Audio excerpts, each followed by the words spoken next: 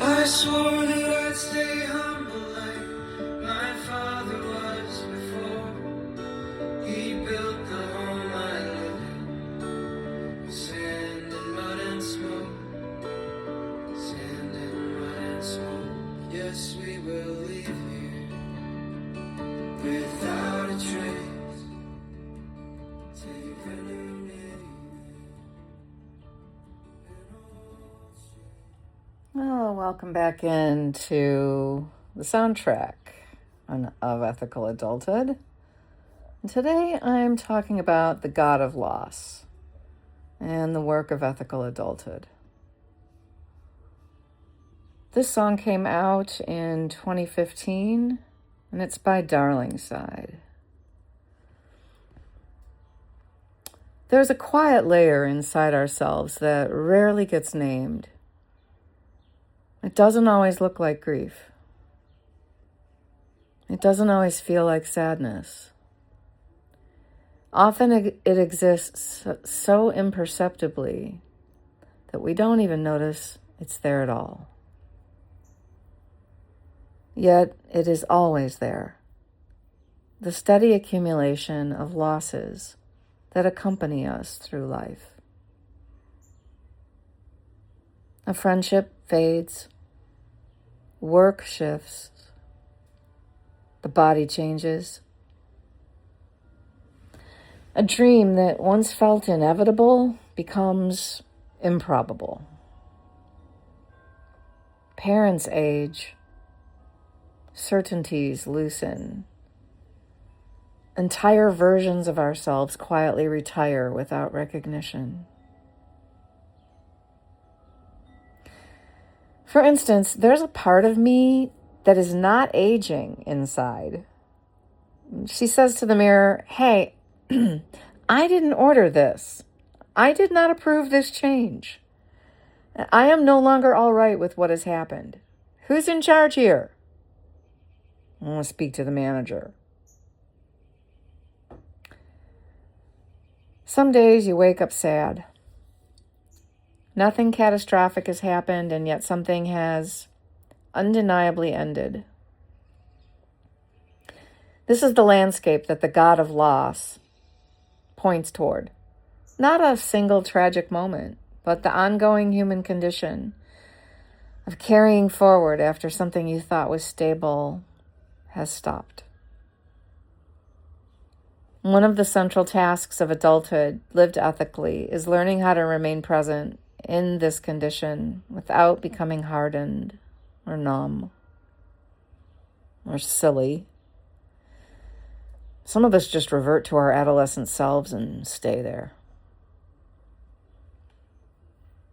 Childhood imagines stability, that things will stay recognizable, that relationships will hold their shape, that we will remain who we are. Adulthood gradually reveals something else. Everything is in motion. Every identity is provisional. Every role is temporary. And yet, life does not pause to allow us to mourn each transition.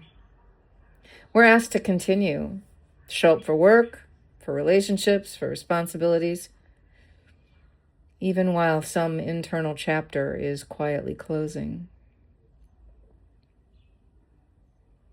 This is why our feelings of loss often go unrecognized. Loss doesn't always arrive with rituals, funerals, or public acknowledgement. Lately for me, it has been arriving privately, not for public view. It's arrived as the realization that a conversation I once hoped to have will never happen. That a relationship I once hoped could be resolved is over. It's arrived for me in the past as the awareness that the future I had imagined was no longer in the cards. Sometimes it has arrived as the momentary recognition that Time has passed, and a part of me has not caught up to the adjustments that truth requires.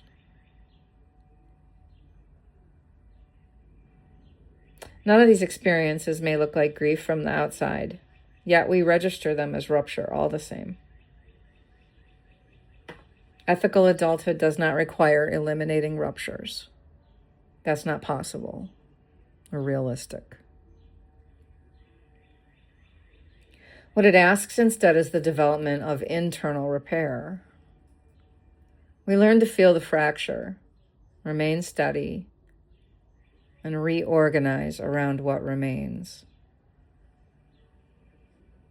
We do not move forward because nothing hurts. We move forward because the capacity to repair ourselves gradually strengthens.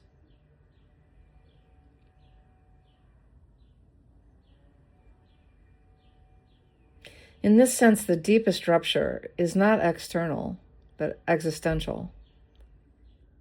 Each loss reminds us that the localized self, the identity that says, this is mine, this is who I am, this is how I want things to be, cannot permanently hold reality in place. Life continues moving beyond our preferences, beyond our plans, beyond our attempts at control. Ethical adulthood involves learning how to live at the meeting point between that formed identity and the wider field of life that is constantly reshaping it.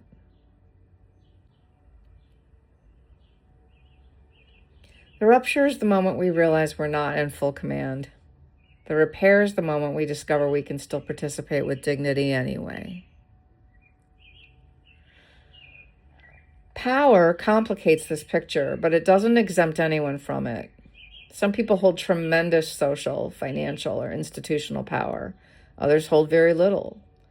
Power influences whose losses are seen, whose losses are supported, and whose losses are ignored. Yet there's one place where power becomes strangely equalizing: the fact of loss itself. Status can't prevent aging. Authority can't stop time. Wealth can't guarantee that love will remain unchanged. The forms of loss may differ across lives, but our capacity to be pierced by absence belongs to everyone. Recognizing this doesn't erase injustice. An ethical adulthood requires confronting injustice wherever it appears, but it does reveal something humbling. Beneath our hierarchies and asymmetries, we're all participants in the same disappearing act. Every person you meet is carrying something that has ended. Every adult conversation is happening in the presence of unseen absences. Grief, then, is not only a reaction to catastrophe, it's a posture toward reality. It's the willingness to feel the tenderness of impermanence without withdrawing from life. The song's quiet question, what still brings you to the table? What still brings you joy, if you can muster it? Becomes the central ethical inquiry of adulthood.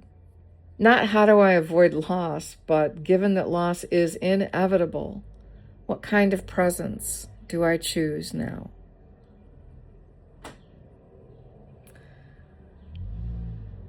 And the video that accompanies this song, go check it out on YouTube. It deepens that inquiry in a way that feels almost unbearably precise. The filmmaker, Andrew Benincasa, chose stop-motion paper cutting and puppetry as the medium, explicitly because paper cutting is the process of creating by taking away. A blank sheet becomes an image through subtraction. Shape and story are formed by what is removed. Which means the video is not simply illustrating loss. It is made out of loss. It becomes a visual metaphor for human experience, the way meaning takes form over time, Not because nothing is taken, but because so much is. Benincasa even describes building a rig in his Red Hook studio. Light table, overhead camera, a spool feeding a long scroll of black paper, a cranky in shadow puppetry language, and then spending long, meticulous days cutting, choreographing, and editing scene by scene. The result is absolutely heartbreaking to watch, gloriously melancholy, delicate, and devastating in its restraint. It fits the architecture of the song perfectly, and it fits the book that inspired the lyrics too, where one person is trying to preserve his humanity inside forces that keep demanding he surrender it. It lands with a simple truth that adulthood eventually understands. So much of what we hold dearest is paper thin, and therefore precious precisely because it cannot last. The surprising answer is that joy does not disappear in the presence of loss. It becomes more precise.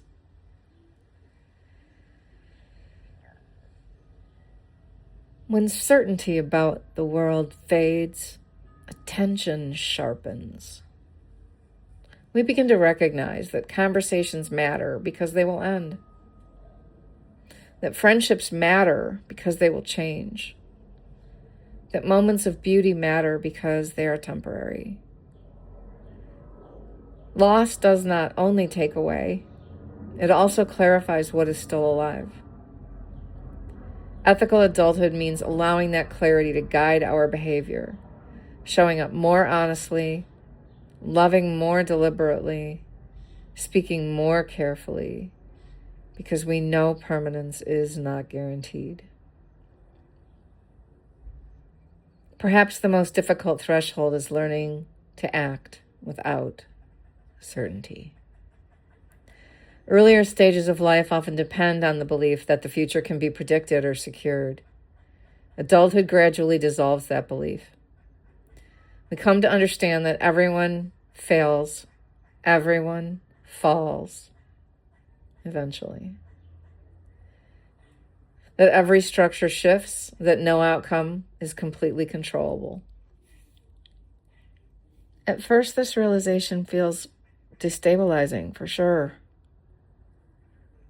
And then with each repetition of the reality of this truth, we loosen.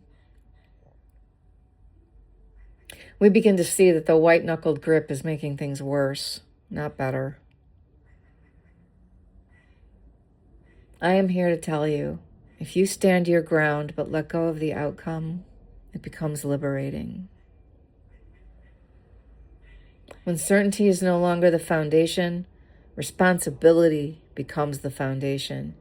We act not because success is guaranteed, but because acting with integrity is still possible. I asked my dad once, "What's the meaning of life?" And he said, "If anything or anyone could tell you that, that would remove your ability to create your own meaning."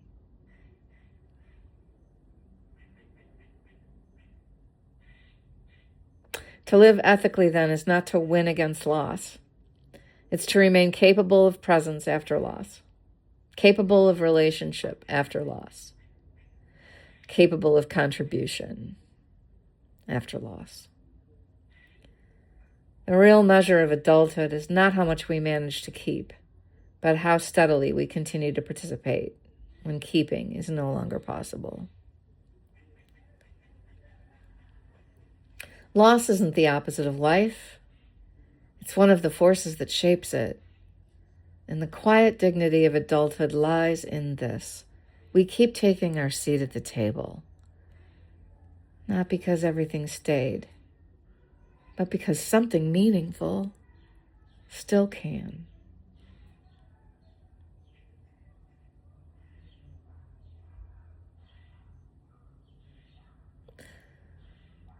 Thanks for listening. This is Andrea Fiondo. We'll see you next time.